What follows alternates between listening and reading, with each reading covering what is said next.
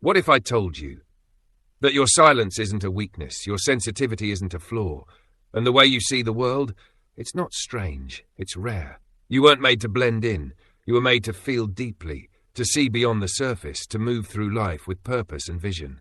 This isn't just personality, this is a blueprint, a soul code, and it's time you remembered what you are. Chapter 1. You decode what others can't see. Most people observe, you sense. While they get distracted by smiles and trends, you pick up on shifts in tone, posture, silence. You walk into a room and feel the truth. Not because anyone said anything, but because your intuition speaks louder than words. Carl Jung called it introverted intuition, a radar for hidden patterns, a sixth sense that connects dots others miss. You're not overthinking, you're reading between the lines, decoding what's invisible to most, and you don't need to explain it. You just know. Chapter 2. Solitude is your strength. You're not antisocial. You're selectively social. You don't chase attention. You crave connection. Real conversations, real energy. Not small talk, not noise. Your inner world isn't a void. It's a sanctuary, a lab for ideas. A sacred forest you've learned to walk with reverence. While the world fears silence, you find yourself inside it. Because in solitude, you meet the one person who never leaves. You. Chapter 3. The observer and the architect. You feel things deeply, but you don't get lost in them. Instead, you analyze. You observe. You study your emotions from a higher place. INFJs absorb emotion like a storm. INTJs dissect it like a formula. Both hold rare duality. Jung called it a functional axis, where intuition pairs with feeling or thinking to create a new kind of intelligence. You don't just react to life, you design it, in silence, with precision, with soul.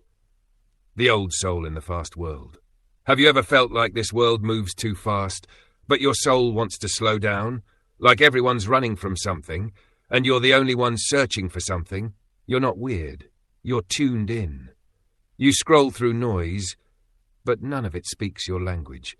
You see beauty in broken pages, in sunsets no one notices, in lyrics that crack something open inside you. Jung believed in the collective unconscious, and some souls, like yours, are more connected to it. You're not escaping reality, you're remembering it. Chapter 5. Quiet. You don't need to speak to be heard, your presence says enough. You're not flashy, you're grounded, still. And that stillness, it unnerves the fake, it attracts the awake. Carl Jung called it the individuated self. A person who's integrated shadow and light. Your power doesn't need noise. It's felt, not forced. When you walk in, people notice, not because you're trying, but because your energy whispers, I see more than I say. Chapter 6. Purpose over popularity. You were never meant to go viral. You were meant to be valuable. Fame doesn't impress you. Truth does. Meaning does. Legacy does. The INFJ wants to heal. The INTJ wants to build. You're not driven by ego. You're driven by vision. You don't need to be seen. You need to be in alignment. And when others chase applause, you chase impact. Chapter 7. You predict without trying. How many times have you said, I knew that would happen? It's not magic, it's mastery. You read body language, energy shifts, tone changes, all without trying. Your unconscious mind absorbs what others ignore. You don't analyze people, you absorb them, and you're rarely wrong. Because while others were watching the loudest person in the room, you were studying the one who said nothing. Chapter 8. You question everything, even yourself. You don't just question life. You question yourself. Who am I? Why do I feel so much? What am I really here to do? That's not overthinking. That's awakening. You're not broken. You're peeling away the lies, reconstructing the real you, layer by layer, truth by truth. Carl Jung called this process individuation. The sacred journey back to your true self. And it's not easy. But it's real.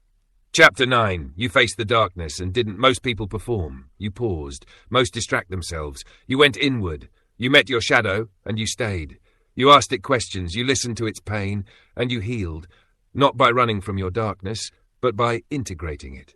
Jung said, one does not become enlightened by imagining figures of light, but by making the darkness conscious. That's what you did. That's what makes you rare. Chapter 10. You feel other people's pain. You don't just notice pain, you feel it. A subtle voice shift, a glance, an energy shift in the room, and it lands in your body. INFJs carry pain like a sponge. INTJs carry it like a mission. It's not weakness, it's awareness. In a world that skips past suffering, you pause, you feel, you care, and in doing so, you heal. Imagination is a portal, not a pastime. You're not lost in thought. You're building something. You sit in silence and walk through future visions, ideas, blueprints, entire realities before they even exist. Jung called this active imagination, a portal to the deeper self. What others call zoning out, you know as creation. You don't fantasize, you engineer, and silently you bring your visions into form. Chapter 12. You were born to lead. You've never needed the spotlight, because your presence leads without permission. True leadership, Jung believed, begins with self-mastery. And you've walked through storms, held your peace through fire, guided without needing applause. You're not here to impress, you're here to remember, and to help others do the same. Because the most powerful leaders don't lead with noise, they lead with no message, soft, steady tone. You are not just a personality type, you are a signal, a mirror. A silent revolution. You don't just think differently, you see differently, you feel deeper, you lead from within. So the next time someone says you're too sensitive, too deep, too intense, smile, because you're not broken, you're oracular. If this message spoke to your soul, comment below. I see the world differently, and I'm done apologizing for it. Hit like, not for the algorithm, but to honor your journey. Subscribe. If you're ready for content that doesn't just entertain, but evolves. Because here, we don't chase noise, we anchor truth. Welcome home.